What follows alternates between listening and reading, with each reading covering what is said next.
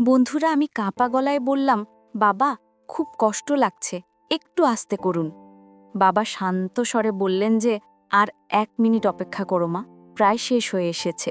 তো বন্ধুরা, আপনারা যদি এই ভিডিওটির সম্পূর্ণ আবেগ অনুভব করতে চান তাহলে ভিডিওটি না টেনে সম্পূর্ণ দেখুন। বন্ধুরা, আমার নাম হচ্ছে আনন্দ, আমি ক্লাস 10-এ পড়ি। আমার বাবার নাম হচ্ছে বুলবুল, তিনি বাজারে একটি কসমেটিক্সের দোকান চালায়। আমার মা বেশিরভাগ সময় একদম স্বাভাবিক থাকেন, কিন্তু মাঝে মাঝে তার মাথায় সমস্যা দেখা দেয়, তখন তিনি একটু অস্বাভাবিক আচরণ করেন। একদিন রাত তখন প্রায় 12টা বাজে, মা তখন কিছুটা অস্থির হয়ে যাচ্ছিলেন। বাবা শান্তভাবে বোঝানোর চেষ্টা করছিলেন, কিন্তু মা রাগে বকাবকি করছিলেন। আমি ঘরের বাইরে থেকে সব শুনছিলাম। পরে চুপচাপ গিয়ে দেখি মা অনেক রেগে আছেন আর বাবা চুপচাপ বসে আছেন সেখানে। কিছুক্ষণ পর বাবা ঘর থেকে বের হয়ে এলেন। বাইরে এসে আমাকে দেখে বললেন যে, মা, আজ রাতে আমি তোমার মায়ের সঙ্গে ঘুমাতে পারবো না। ওর মাথায় আজকে একটু বেশি সমস্যা হচ্ছে। যদি তোমার ঘরে একটু জায়গা দাও তাহলে আমি ওখানেই ঘুমাতে চাই। কালকে সকালে দোকানে অনেক কাজ আছে। আমি অবাক হয়ে বাবার দিকে তাকিয়ে রইলাম। এত রাতে বাবা কখনো আমার ঘরে ঘুমননি। তার চোখে ক্লান্তি ছিল, কণ্ঠে এক ধরনের ভারী ক্লান্ত ভাব। আমি কিছু বললাম না, চুপচাপ মাথা নাড়লাম। বাবা আমার ঘরে এসে বিছানার এক পাশে চুপচাপ বসে পড়লেন। জানলার বাইরে তখন হালকা বাতাস বইছিল, চারদিকে এক অদ্ভুত নিঃশব্দতা। মনে হচ্ছিল পুরো বাড়িটাই যেন গভীর কোনো রহস্যে ঢেকে গেছে। বাবা নিঃশব্দে বললেন, মা, আজকের রাতটা একটু অন্যরকম। তোমার মাকে আমি একা রাখতে পারিনি, আবার ওর ঘরে থাকা আমার সম্ভব হচ্ছিল না। আমি কিছুই বুঝতে পারছিলাম না, কেন যেন মনে হচ্ছিল আজকের রাতটা শুধু অস্থির নয়, এর পেছনে লুকিয়ে আছে আরও অনেক কিছু, এমন কিছু যা আমি এখনও জানি না। বাতাসের শব্দে জানলার পর্দা নড়ে উঠছিল, আর আমার মনে হচ্ছিল এই রাতটা হয়তো আমার জীবনের গল্পটাই বদলে দেবে। তারপর বাবা ধীরে ধীরে বিছানায় শুয়ে পড়ল। আমি চুপচাপ বসে থাকলাম। ভাবছিলাম বাবা তো ঘুমিয়েই পড়েছেন, তাহলে আমি একটু মোবাইলটা বের করি। আমি আস্তে করে মোবাইলটা হাতে নিলাম। তখন স্ক্রিনে আলো জ্বলে উঠতেই ঘরের এক কোণ যেন হঠাৎ আলোকিত হয়ে গেল। মনে হচ্ছিল নীরবতার মধ্যে এই আলোটা যেন খুব বেশি কিছু বলে দিচ্ছে। আমি আমার পছন্দের ভিডিওগুলো দেখতে শুরু করলাম। স্ক্রিনে চলতে থাকা দৃশ্যের সাথে সাথে আমার মনও ডুবে যাচ্ছিল অন্য জগতে।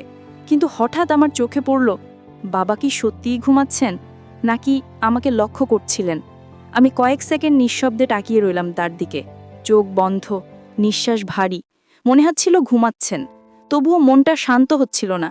তখন আমি মোবাইলের সাউন্ডটা একটু বাড়িয়ে দিলাম, যেন বাবা কিছু শুনতে না পারেন। কিন্তু ঠিক তখনই বাবার এক চোখ ধীরে ধীরে খুলে গেল। আমার বুকের ভেতর কেমন জানি ছকঠক করে উঠল।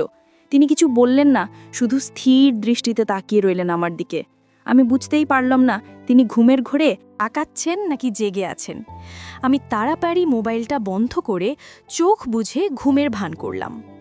ভাবলাম বাবা যখন পুরোপুরি ঘুমিয়ে পড়বেন তখন আমার ভিডিও দেখব। কিন্তু আমি তখনও বুঝতেই পারিনি বাবা আমাকে ফলো করছে। আমার মোবাইলের স্ক্রিনে কি চলছে, আমি কি দেখছি কিংবা কি শুনছি, সব কিছুই যেন তিনি নিঃশব্দে টের পাচ্ছিলেন। তিনি একদম চুপচাপ শুয়ে রইলেন, চোখ বন্ধ, মুখে একটিও শব্দ নেই। আমি ভাবলাম বাবা ঘুমিয়ে গেছেন, তাই আবার মোবাইলটা হাতে নিলাম। এবার সাউন্ডটা একটু জোরে দিলাম। ভেবেছিলাম তিনি ঘুমের মধ্যে কিছুই শুনতে পাবেন না, কিন্তু না, বাবা ঘুমিয়ে পড়েননি, তিনি শুধু ঘুমের ভান করছিলেন। আমি তখনও তা বুঝিনি। আমার মন তখন ডুবেছিল সেই ভিডিওতে। আর ঠিক তখনই বাবা আস্তে করে শরীর নাড়ালেন, যেন ঘুমের ঘরে। কিন্তু আমার মনে হচ্ছিল তিনি সব কিছু শুনছেন। বাতাসের শব্দ, ঘড়ির টিকটিক আর মোবাইলের মৃদু সাউন্ড মিশে এক অদ্ভুত পরিবেশ তৈরি করেছিল ঘরের ভেতর। ঠিক সেই সময় হঠাৎ করে জানালার পর্দা জোরে দুলে উঠল। আমি একটু ভয় পেয়ে গেলাম। মোবাইলটা তাড়াতাড়ি অফ করে বিছানার পাশে রাখলাম। বাবা তখনও একইভাবে শুয়ে আছেন, মুখে একটিও শব্দ নেই, কিন্তু তার নিঃশ্বাসের শব্দটা যেন একটু বেশি ভারী হয়ে উঠল। আমি ভাবলাম হয়তো তিনি ঘুমের ঘোরে আছেন, কিন্তু পরের মুহূর্তে এমন কিছু ঘটল যা আমার শরীর কাঁপিয়ে গেল। বাবা হঠাৎ করে খুব আস্তে করে বললেন, মা, এখন কটা বাজে? আমি একটু থমকে গিয়ে বললাম, প্রায় 1টা বাজে বাবা, তুমি ঘুমাও। তিনি তখন কিছুক্ষণ চুপ করে রইলেন, তারপর ফিসফিস করে বললেন, তুই ঠিক এখন কি করছিলি? আমি হতভম্ব, কঙ্কা আটকে গেল। আমি কিছু বললাম না, শুধু চুপচাপ তার দিকে তাকিয়ে থাকলাম। চোখে এক অদ্ভুত দৃষ্টি, মুখে কোনো হাসি নেই, শুধু এক শীতল স্থিরতা। আমি চুপ করে বাবার দিকে তাকিয়ে রইলাম। ওনার দৃষ্টি আমার চোখের ভেতর দিয়ে যেন সোজা হৃদয়ে ঢুকে যাচ্ছিল। বাবা ধীরে ধীরে উঠে বসল, তারপর বলল, তুই এত রাতে জেগে আছিস কেন? কাল তো স্কুলে যেতে হবে, তাই না? আমি তাড়াতাড়ি বললাম, হ্যাঁ বাবা, আমি এক্ষুনি ঘুমাচ্ছি। কণ্ঠটা কেমন জানি কেঁপে উঠেছিল। বাবা কিছু না বলে একদম ধীরে মাথা নাড়লেন, তারপর আবার শুয়ে পড়লেন। কিন্তু ঘরের ভেতরের পরিবেশটা আগের মতো ছিলই না। বাতাস ভারী, নিঃশব্দ, আর আমার বুকের ভেতর ধুকফুক করছিল অদ্ভুতভাবে। আমি চোখ বন্ধ করলাম, কিন্তু মন শান্ত হচ্ছিল না। মনে হচ্ছিল বাবা কিছু একটা ভাবছেন, এমন কিছু যা আমি বুঝতে পারছি না। কয়েক মিনিট পর বাবা আবার বললেন, তুই কি রোজ রাতে এমন করে জেগে থাকিস? আমি অবাক হয়ে গেলাম।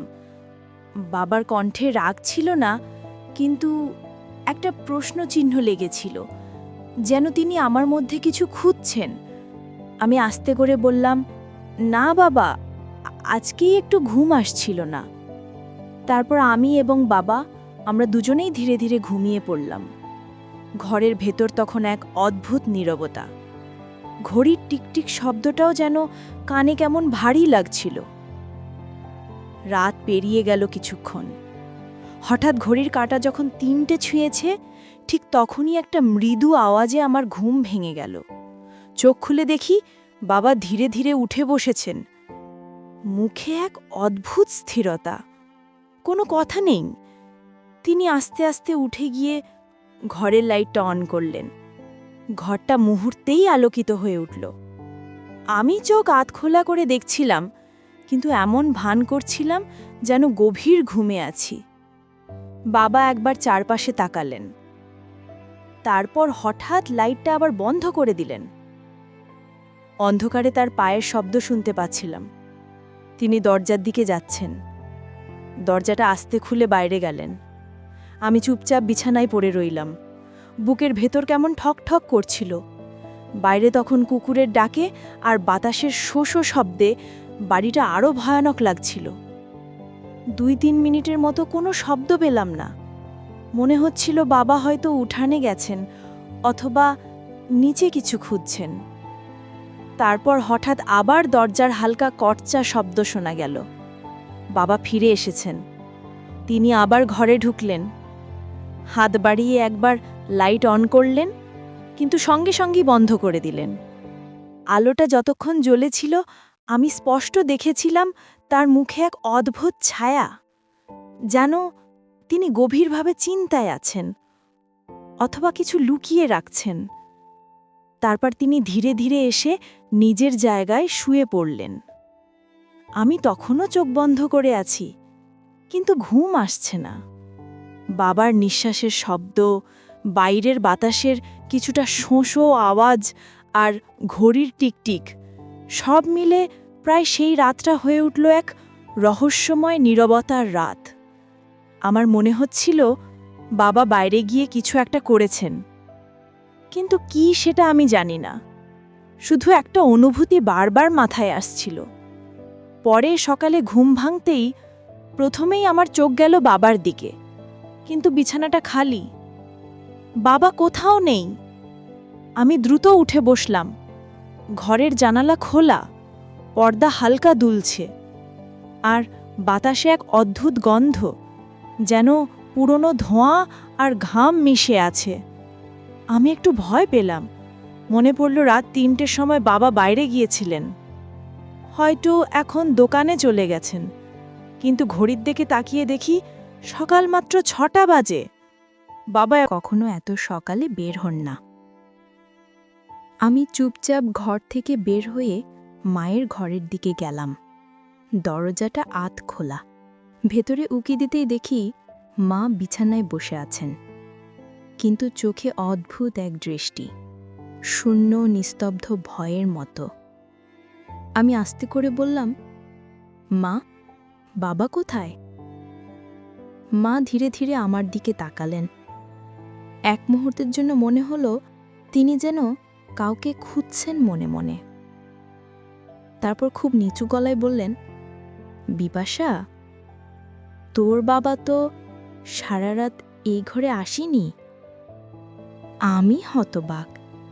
কি বলো মা? কিন্তু বাবা তো আমার ঘরেই ছিলেন।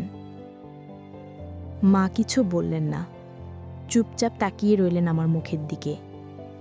তারপর আস্তে করে বললেন,